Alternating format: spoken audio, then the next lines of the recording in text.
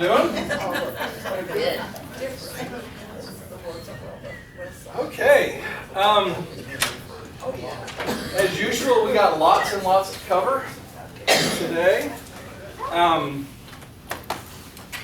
We are continuing our study of being God's image, women and men in the kingdom of God.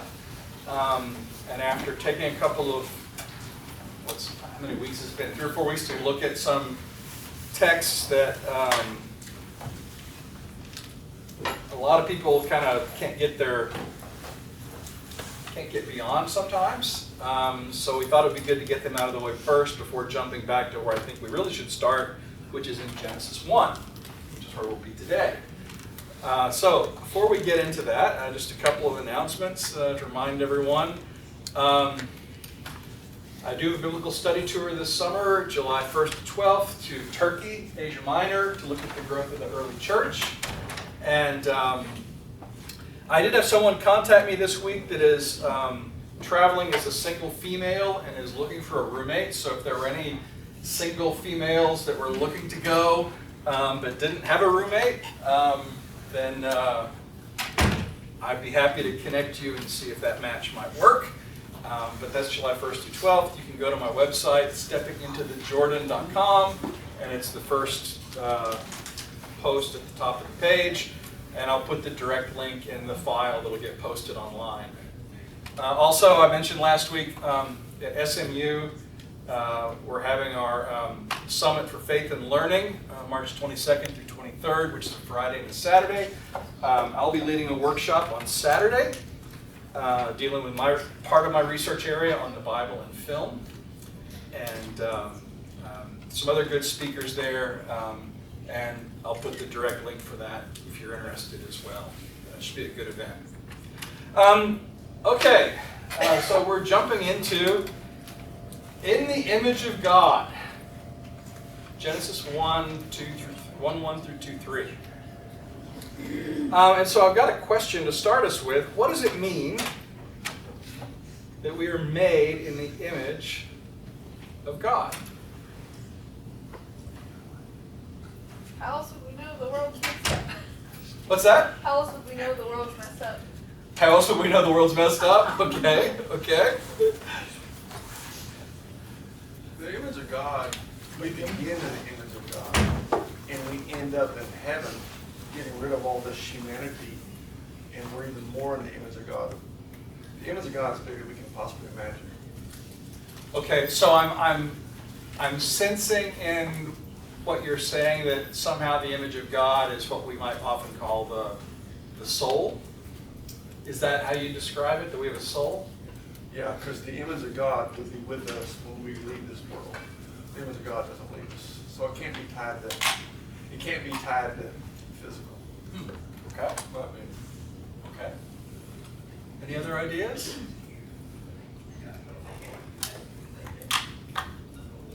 That we are capable of love, as He is capable of love. Okay. And that you don't make something in your image unless you respect it and want to be around it. So I think He made us because He wanted to have, children are in images of their parents. And I think God wanted to have children. And that's why He created us. Okay. Interesting. Okay. Not only love, but indignation and anger. God, we're created in God. God had indignation and anger. Okay. God has indignation and anger. Okay. So, Okay. Any other thoughts?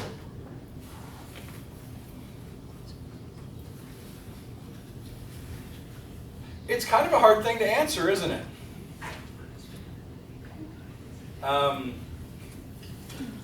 The word that is used in Hebrew for image is tselem, which is also used to mean an idol or a graven image. So there's that sort of an imagery that goes with image of God also, but what does it mean? Well, we're going to look at one possible meaning of that today that I think might surprise you a little bit. that we'll talk about. But before we jump into that, this is the most abrupt segue that you can make in a Bible lesson from what does it mean to be in the image of God to the feminist movement. Okay? And you may ask, what do these two have in common? Well, in the 1960s and 1970s, a lot of us are old enough to remember at least parts of that. Some better than others. We won't point fingers. But after the rise of the civil rights movement of the 1950s and 60s, we see the rise of the modern feminist movement in the United States and Europe.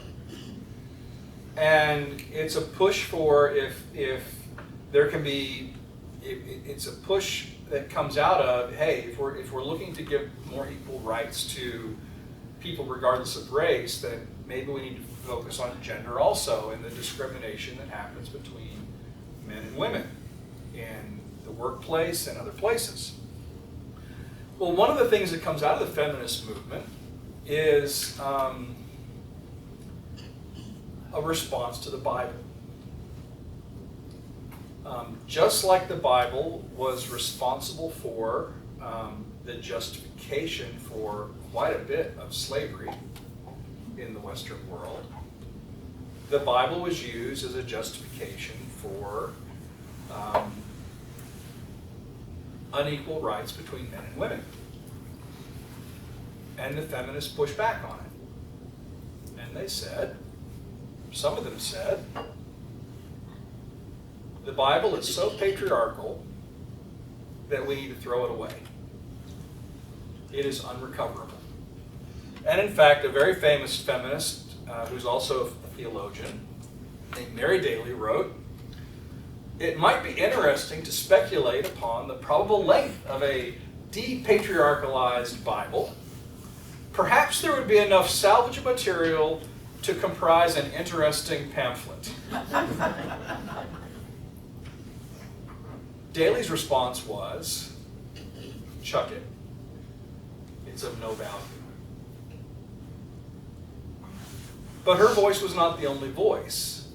Another feminist scholar of the Hebrew Bible, whose name is Phyllis Tribble, said in response to Daly, "But I like my Bible. I don't want to throw my Bible away. I find meaning in my Bible. I find comfort in my Bible. I find, as a Christian, I find it to be useful in my life. It's what I have based my life on." And so Tribble, using her skills as what's called a literary critic or rhetorical critic, decides to look at the Bible and examine whether or not patriarchy is inherent in the Bible or whether it is our interpretation. And so she writes a book. She first wrote an article that was actually, I think, in response to Daly, called "Depatriarchizing in Biblical Interpretation," which she later then turned into a book called "God and the Rhetoric of Sexuality." She wrote another book later that is actually more famous called "Texts of Terror."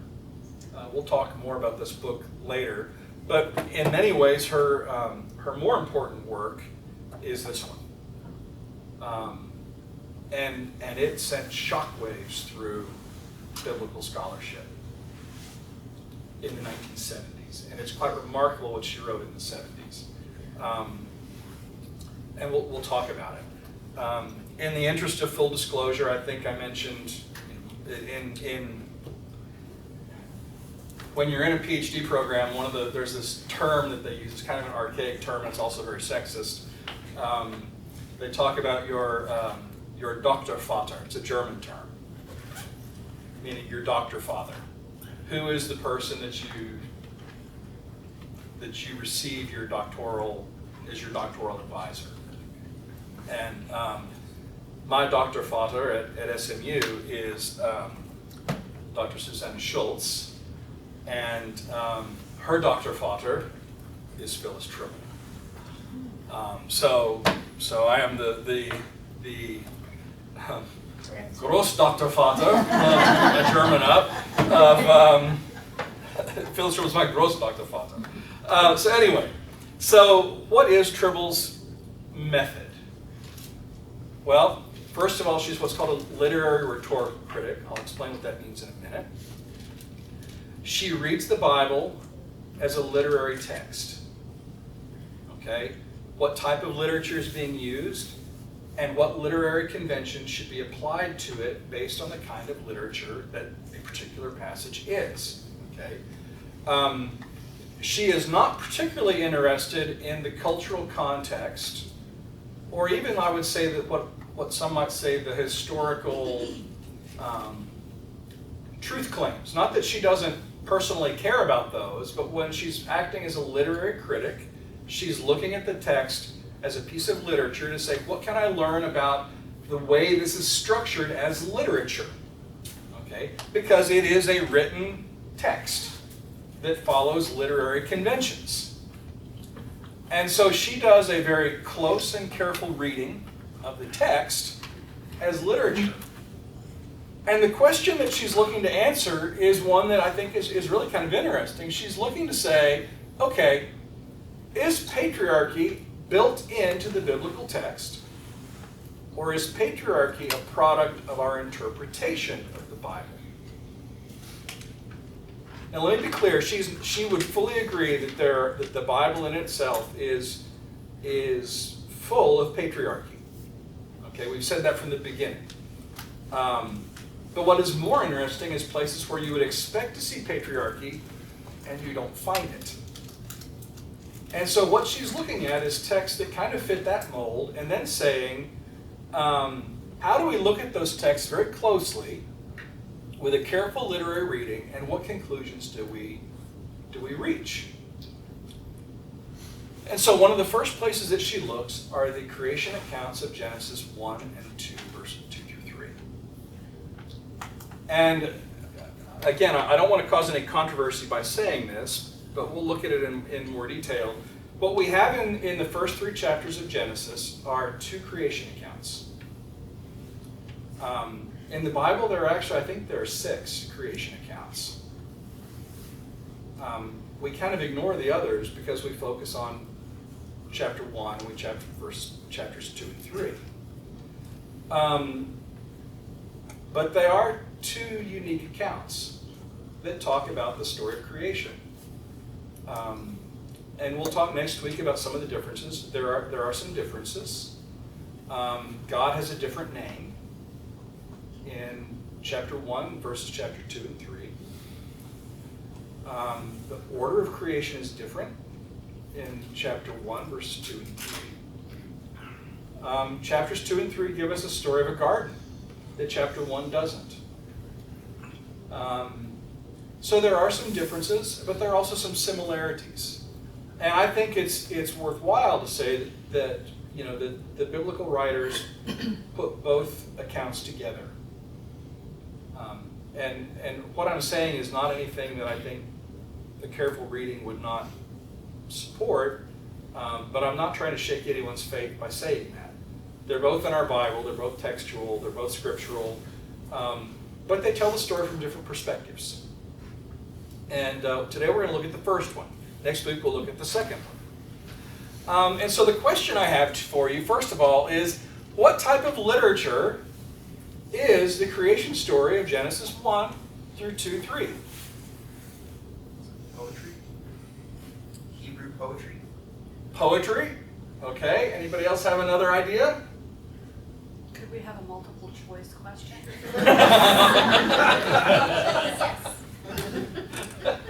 Historical. Historical? Yeah. Okay. Some might argue it's a science textbook. Some would say it's science fiction. Some would say it's science fiction. Some would say it's myth.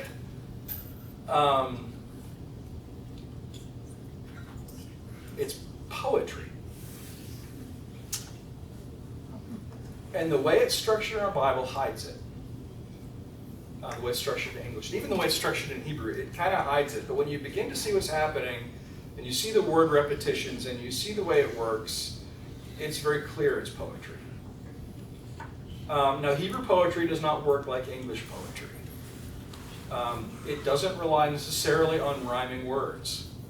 Sometimes it uses wordplay, where words maybe sound similar, but have very different meanings. We'll see one of those next week. The word in Hebrew for naked is arur. And the word for crafty, as in the serpent was more crafty than the other animals, is also, sounds very similar to arur. Okay, so there's a play on the words between they're naked and they have no shame and the snake is crafty. And you begin to see these word plays. Sometimes it goes off of the number of syllables or words in a sentence and plays with how they interact with one another. Sometimes you have one line that says something and a second line that amplifies it. Honestly, if I had to pick a modern form of literature that maybe closely associates with Hebrew poetry, brace yourselves, rap. Rap. Plays on syllables, plays on sounds, plays on words, plays on themes, making connections that you wouldn't normally make between things, is a lot like how Hebrew poetry works. And what we see in Genesis 1:1 through 2:3 is a beautifully crafted poem. It is gorgeous. And there's no way to put it in English in a way that really makes it show through.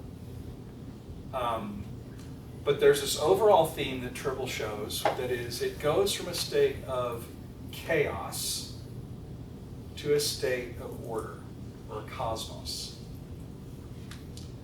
And it starts in the beginning with, in the beginning, or when God began creating the heavens and the earth. And then it says, and the earth was, how do we translate it in English? Formless and void. In Hebrew, it is tohu vavohu. And it literally means absolute chaos. The words by themselves mean formless and void. But when you put them together, it means absolute chaos. In modern Hebrew, a mother walks into a room where their 2-year-old's been playing and they've spread a mess out all over the floor. She'll say, clean up this tohu vavohu. Okay? Clean it up, this mess. Okay? And that's the state at the beginning. And what happens throughout creation, through 7 episodes or 7 days, is that God takes the chaos and turns it into cosmos, into creation, into the universe.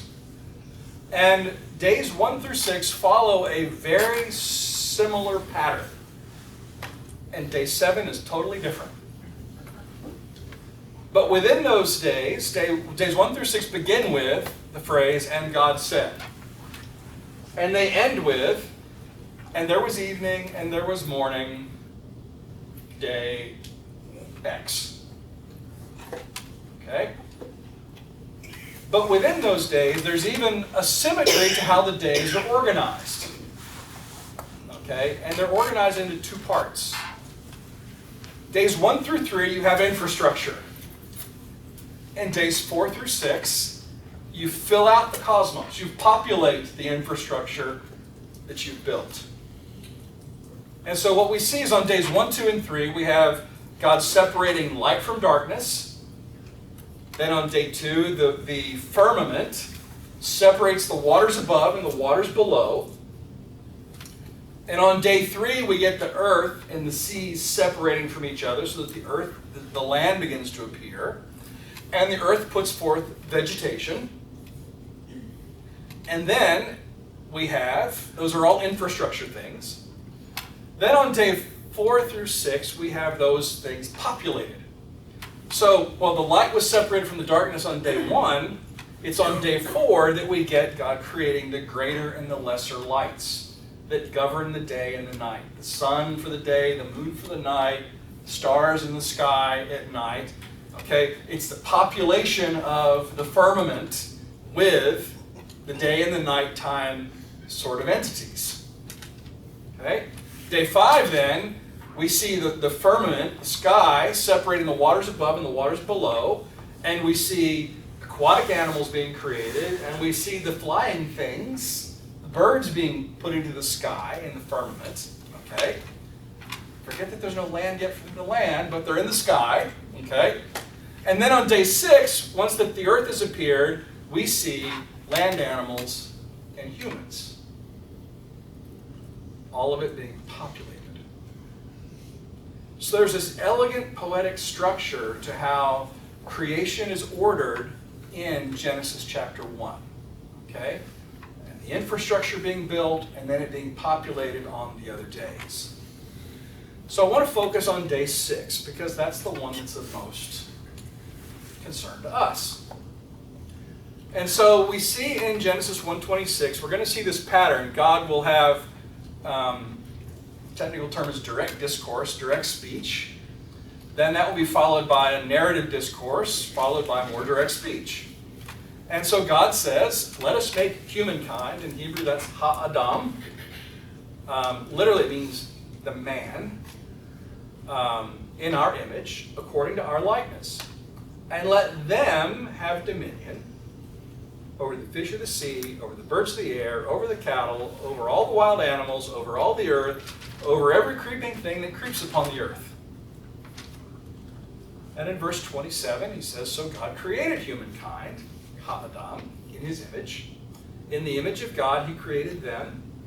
Male and female, he created them. And in verse 28, and God blessed them. And God said to them, be fruitful and multiply, and fill the earth, and subdue it, and have dominion over the fish of the sea, over the birds of the air, over every living thing that moves upon the earth. Do you see a bit of the poetic structure in how that's laid out? So be fruitful and multiply is, the result of that is filling the earth, subduing it, is having dominion over all of these different things, kind of in a list. And God said, see, I have given you every plant yielding seed that is upon the face of the earth, every tree with seed in its fruit, you shall have them for food. And to every beast of the earth, and every bird of the air, and everything that creeps on the earth, everything that has the breath of life, I have given every green plant for food. And it was so. What are we all supposed to be eating? Vegetables. We're all vegan. Okay? All the animals, too, are vegan. And incidentally, when does that get reversed? Flood. After the flood. Noah. Yeah. Okay. So, how are the humans different in Genesis 1 from the rest of creation? They're in charge. Okay, they're in charge. What else do we see? They're in the image of God. They're in the image of God. Okay. Doesn't really distinguish between man and woman. Oh, interesting. It doesn't distinguish between man and woman. But there's something that is unique there that is not said about the animals.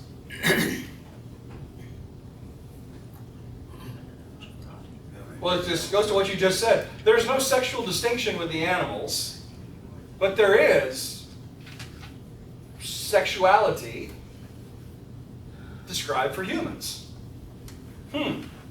What else? They have the dominion over them. Dominion, yeah, dominion. One obvious thing, the account's longer. Okay? The poem of Genesis 1 spends a whole lot more time on humans than it does on the animals, or on the fish, or on the stars we put in the sky. A lot more time, a lot more verses, a lot more words. Made in the image of God, but there's also this phrase, what Tribble calls divine deliberation, which is the let us make. Okay? It doesn't say, let us make, animals, or let us make fish. It says, God created them. It actually says something very interesting we'll talk about in a minute. Humans are made without reference to any natural context or substance. So, for example, it says, the waters brought forth fish. Okay? The land brought forth animals. Okay? So there's this context of where things come from, as to where they are, that you don't get with man in the Genesis 1 account. Okay? Unless you say that they came from God because they're in His image. They're in His image. So that Yes. be like saying the fish from the sea, animals from the earth, humans from God. Okay, well, that's a very interesting observation. Yes, is in His image, make them in our image, equivalent to the sea, the water bringing forth these animals, the land bringing forth these animals. There's no division according to their kinds. Okay, with humans. And there's a designation of sexuality, male and female. And as Tribble says, procreation is shared with the animal world in the Genesis account, but sexuality is not. I think it's a really interesting observation. I think it goes back to what I said at the beginning. It's very possible that the image of God is not tied at all or lightly tied to our humanity. Okay, good point, good point. You say there's no division. Would not male and female be a division? So there is, no, she would say there is no division according to their kinds.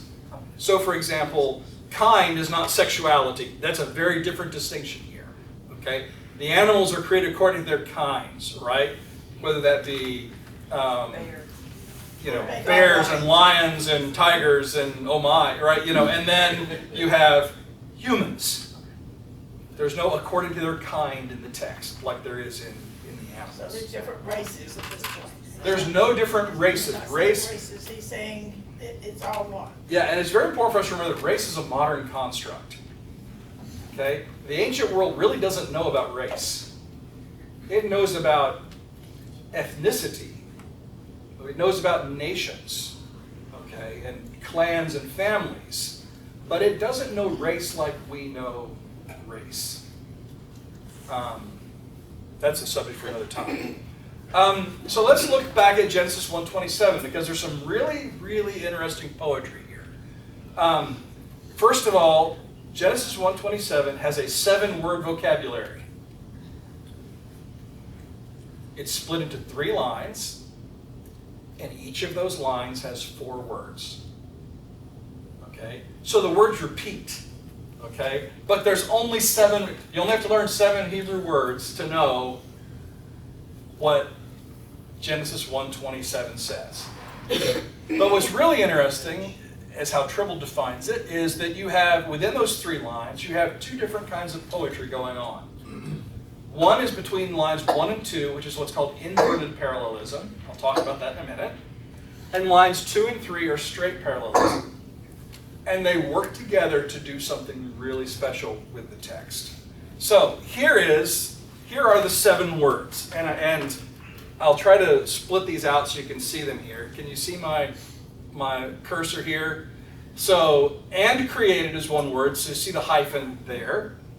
God, humankind, and then in His image, in Hebrew, is all 1 word. Okay? And then, in the image of is all 1 word. Oops. God, created He, okay, because in Hebrew the verb contains the pronoun. Him, meaning Ha'adam, mankind. Male and female, 1 word, created He, them. 1, 2, 3, 4. 1, 2, 3, 4. 1, 2, 3, 4. 4 words each line. And Tribble says this is inverted parallelism. So let me reposition the words so you can see what that means.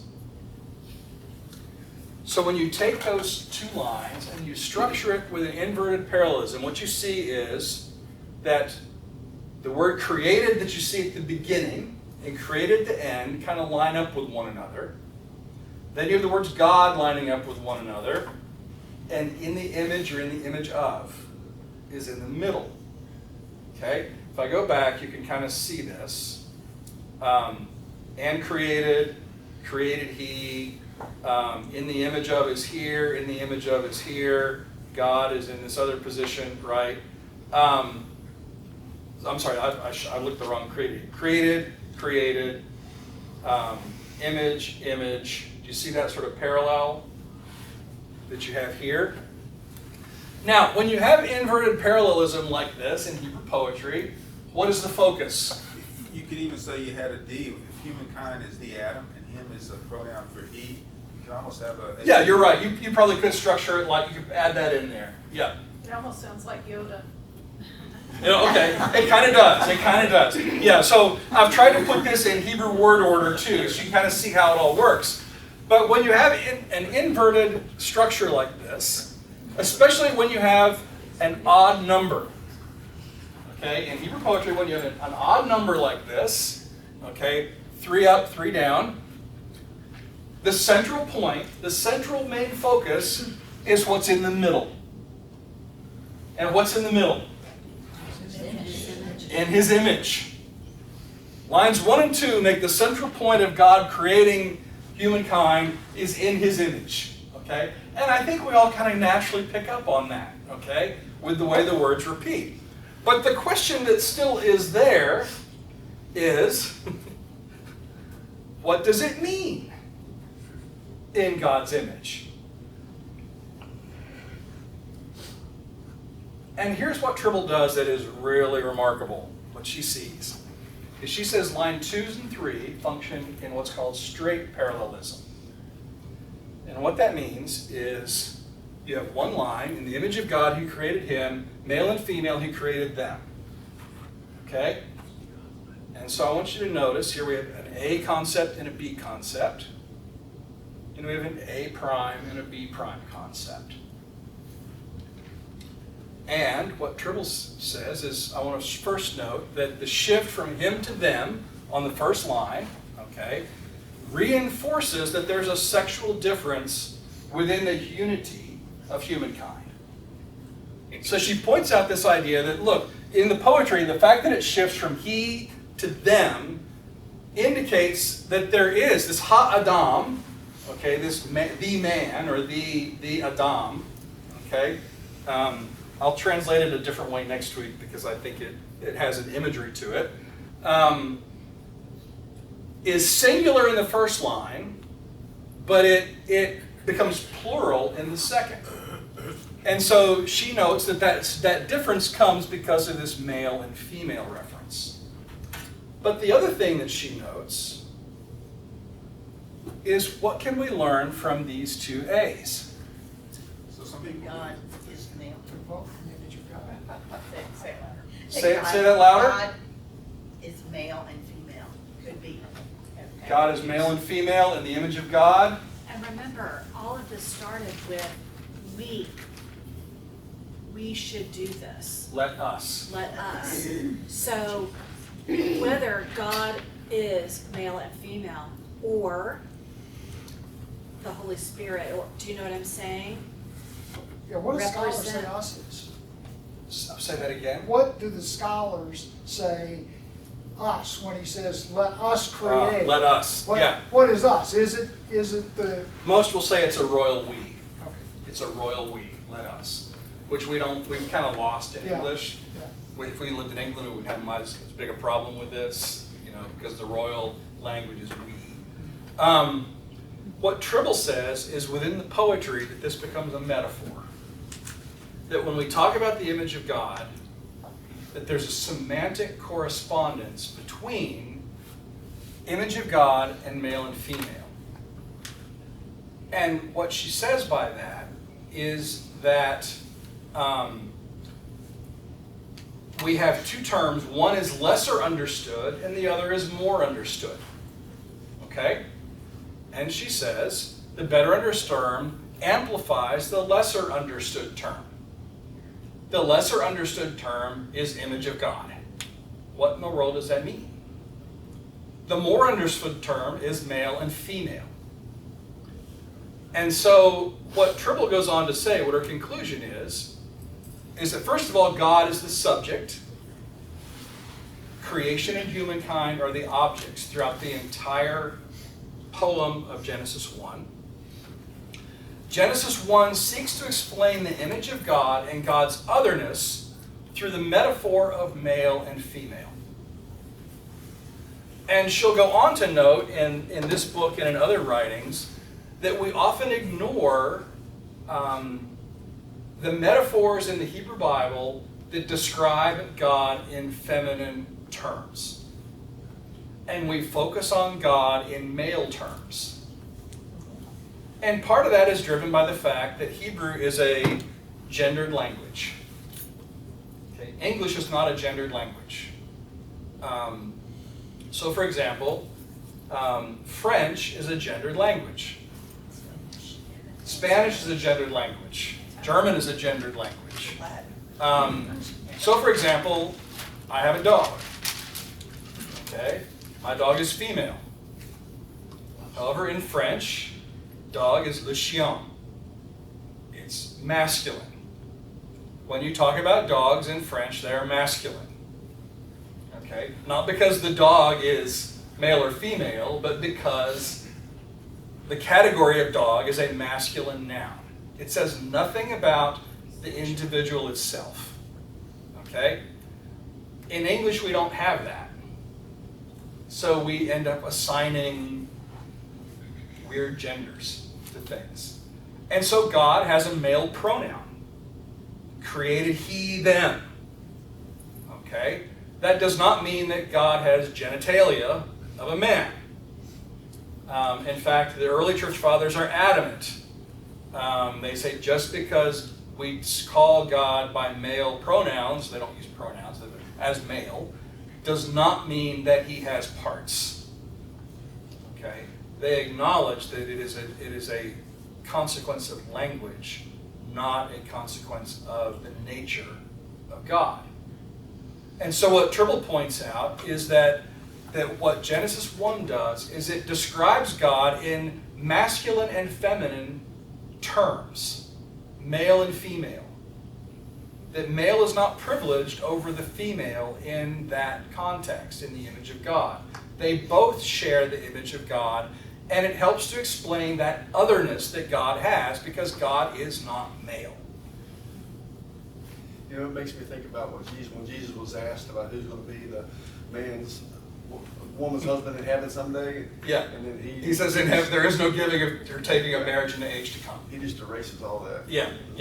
He tells the Sadducees, you are wrongly mistaken. Right. And she also says that from the beginning there exists two sexes.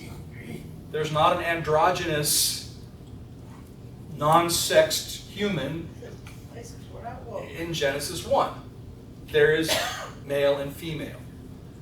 But she also says that those two sexes are harmonious, and that sexual differentiation does not mean hierarchy. It means equality. Both are created in the image of God. And humankind receives two responsibilities: procreation and dominion. It's given to both sexes without distinction, with no mention of gender roles or sexual stereotypes. They're both given the same task. Questions? Am I going to go to hell if I don't understand something? No, not a bit. No.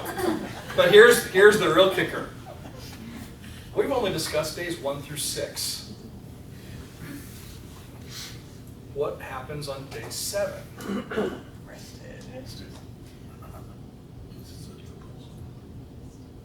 I hear mumbling. What? I don't hear it. He rested. Okay. God stops creating. And so if the description of creation in Genesis 1 moves to a climax, okay, if it's moving towards some great climax at the end, what is the ultimate climax of creation? Humankind. Woman. Order. In Genesis 1, it's not men. It's not humankind. It's not even women.